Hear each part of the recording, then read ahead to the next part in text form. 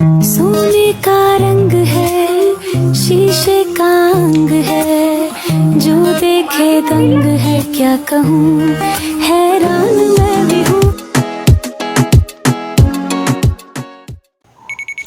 කොහොමද ළමයි ඔයාලට ඔයාලා සතුටින් පරිස්සමින් ඉන්නවා ඇති කියලා මම හිතනවා. ඉතින් අද මම ඩේ ව්ලොග් එකක් රෙකෝඩ් කරන්න තමයි යන්නේ. ඒ වුණාට මට ගොඩක්ම රෙකෝඩ් කරගන්න බැරි වුණා. මට අද තිබුණ වැඩත් එක්ක බලමු ඉතින් අද කොහොමද මම මගේ වැඩ ටික කරගන්නේ කියලා. මේ ඉස්සර වෙලාම මම හොඳටම නිදිමතේ නැගිටපු ගමන් ඉන්නේ. 2000 years later. सोने का रंग है शीशे का अंग है जो देखे दंग good morning ළමයි. ඔන්න මේ මම නැගිටපු ගමන්ම තමයි අද ඉන්නේ. ඉතින් අද මම හිතුවා ඩේ ව්ලොග් එකක් රෙකෝඩ් කරන්න. වැඩ ටිකක් කරගන්න තියෙනවා. මාත් එක්ක යමු එහෙනම්. අද දවස කොහොමද ගත කරන්න කියලා බලන්න. නැගිටලා ඉස්සර වෙලාම කොණ්ඩේ පීරනවා. මොකද මම ඊයේ රෑ ඔළුවේ තෙල් ගෑවා. ඉතින් උදේ නා ගන්න ඕන. ඉතින් ඒක හින්දා මුලින්ම කොණ්ඩේ පීරලා තමයි මම දවස පටන් ගන්න. ඉතින් ඔයා මගේ channel එකට අලුත් කෙනෙක් නම් දැම්මම subscribe කරලා එකතු වෙන්න කියලා ආදරෙන් ඉල්ලනවා. ඒ වගේම තමයි ඉස්සරහට ඔයාලට මොන වගේ වීඩියෝස්ද ඕනේ කියලාත් පහලින් කමෙන්ට් කරගෙන යන්න. එතකොට මට පුළුවන් ඔයාලා කියන, ඔයාලා හිතන විදිහ, ඔයාලා කැමති විදිහ, ඔයාලා බලන්න ආස විදිහ වීඩියෝස් ඉස්සරහටත් ඔයාලට අරගෙන එන්න. එහෙනම් දැන් මගෙත් එක කොණ්ඩේ පීරගමු. නාන්න ඕනේ අද. උදේම නාලා තමයි යන්නේ. එහෙනම් යම් මාත් එක්ක. මොන වැඩේ තිබ්බත් මම රැට කොණ්ඩේ ගොතාගෙන තමයි නිදාගන්නේ.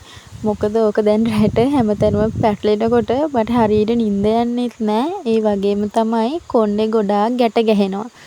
මම කොණ්ඩේ තෙල් ගෑවා. මොකද මේ දවස්වල මගේ ඔළුවේ يعني කොණ්ඩේ අගිස් පැලිලා යනවා මාරු විදිහට. පැලිච් එකට නම්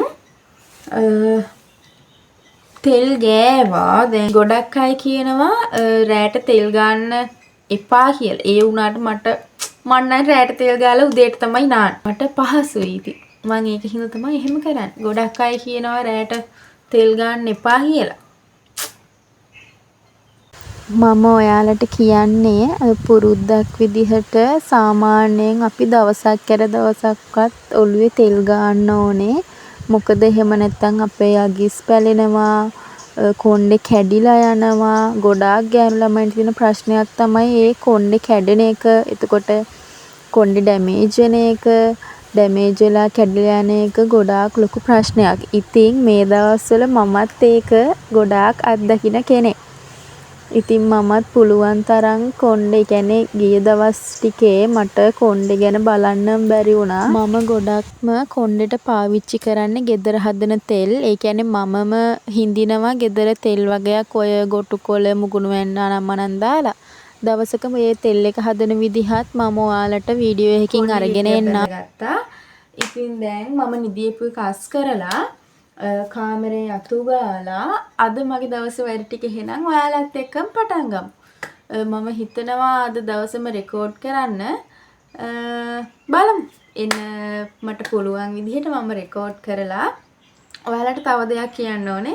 මම මේ ඩේ ව්ලොග්ස් කරන එකට හරිම අලුත්. ඉතින් මගෙන් මොනවා හරි මිස්ටේක් වෙනවා නම් ඒ දේවලුත් මට කියන්න. එතකොට මට පුළුවන් මේ දේවල් හදාගන්න. ඉතින්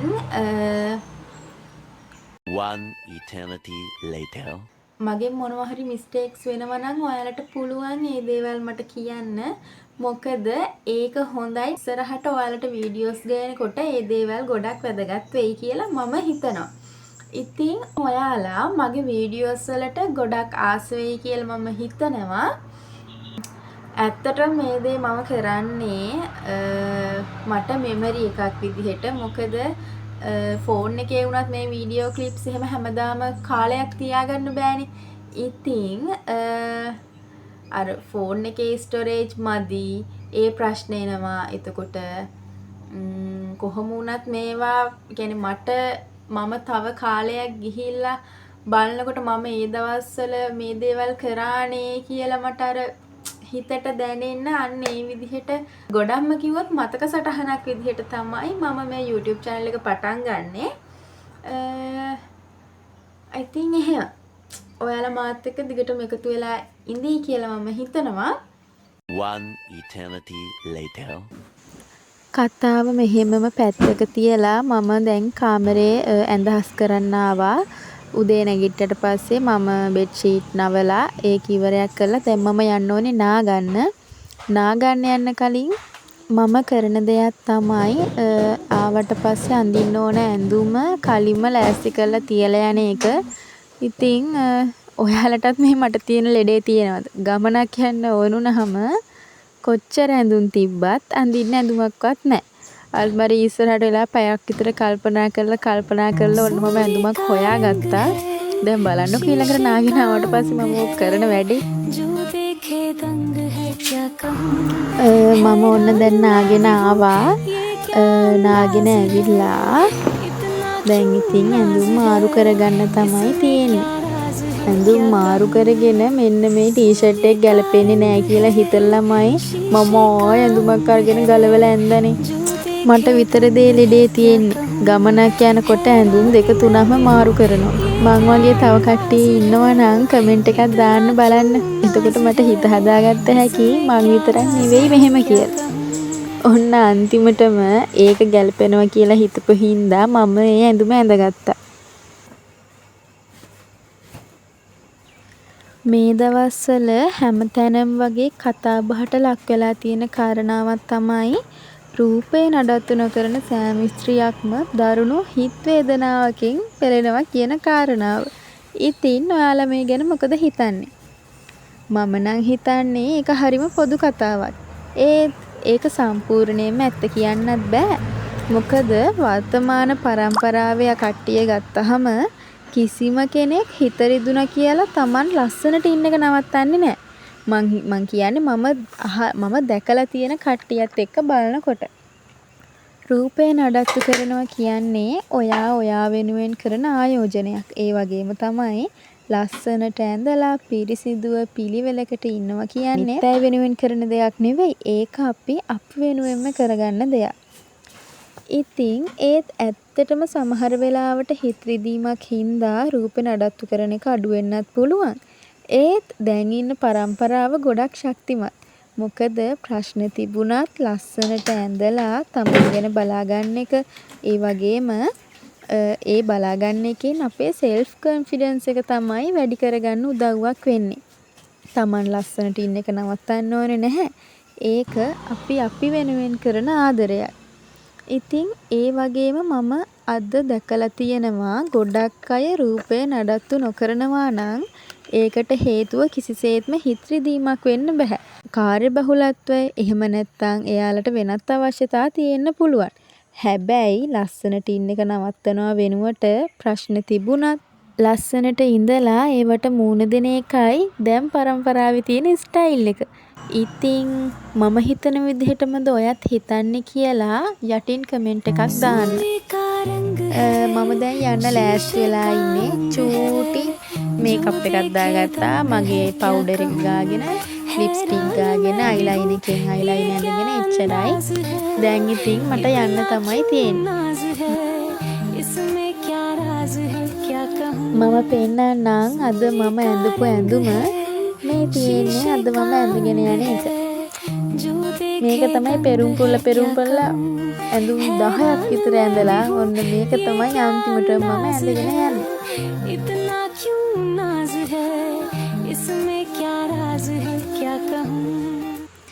අපි එහෙනම් ඔන්න දැන් යමු. ඔන්න දැන් මේ වෙලාවේ මම පිටත් වුණා. මම යන්නේ බස් එකේ. ඉතින් දැන් මේ බස් එක එනකන් තමයි මම මේ පාරට වෙලා බලාගෙන ඉන්නේ. පාරෙම තිබ්බ ගහකින් මලකුත් කඩාගෙන මං ඉතින් කෝලම් කර ඉන්නවා බස් එක එනකන්. කොහොම හරි බස් එකටත් නැග්ගා. ඊට පස්සේ මම ඉස්සෙල්ලාම ගියේ සැලෝන් එකට. ඒත් මට ඒක වීඩියෝ කරගන්න බැරි වුණා. ටවුන් එකේ මාර විදිහට සෙනග. ඒ වගේම තමයි සැලෝන් එකේ පුදුම සෙනගක් හිටියේ. වීඩියෝ කරන්න තරම් වටපිටාවක් එතන තිබුණේ නැති හින්දා මම සැලූන් එකට ගිහින් ඒ වැඩේ කරගෙන එහෙම්මම ගියා මට පොඩි බඩු වගයක් ගන්න ඒත් කඩේට. ඒ ගිහින් ඉවරලා මම ගියා යාළුවෙක්ව හම්බෙන්න. යාළුවත් එක්ක තමයි ඊළඟ තැනට මම වැඩේ කරගන්න යන්නේ. මේ දවස්වල ටවුන් එකේ පුදුම තරම් සෙනගක් ඉන්නේ. මම හිතන්නේ නත්තල් ළඟ හින්දා සීසන් එකට ඇඳුම් එහෙම දාලා මාර ලස්සනයි. මේ පාර ගොඩාක් ලස්සන ඇඳුම් තියෙනවා. ඉතින් මම දැන් මේ යාළුවත් එක්ක යනවා මගේ ඊළඟ වැඩේ කරන්න. මෙතනින් එහාට නම් ඒ තරම් ලොකුවට වීඩියෝ කරගන්න හම්බුනේ නෑ. මොකද ටට්ටක් ගාලා මගේ වැඩ ටික ඉවර කරගත්තා. ළමයි මේ කෝප්පේ හරි ලස්සනයි නේද? මට මේකට හිත ගියා. ඉතින් මම ඒක ගත්තා. මෙතනින් එහාට කිසි දෙයක් මට රෙකෝඩ් කරගන්න බැරි වුණා ළමයි. හැබැයි මම ගෙදර ආවට පස්සේ මට කලින්ම ක්‍රිස්මස් වලට තෑගි හම්බුණා. ඉන්නකෝ ඔයාලට මම පෙන්නන්න. බලන්න දැන් මේ මටද ගෙනාවේ.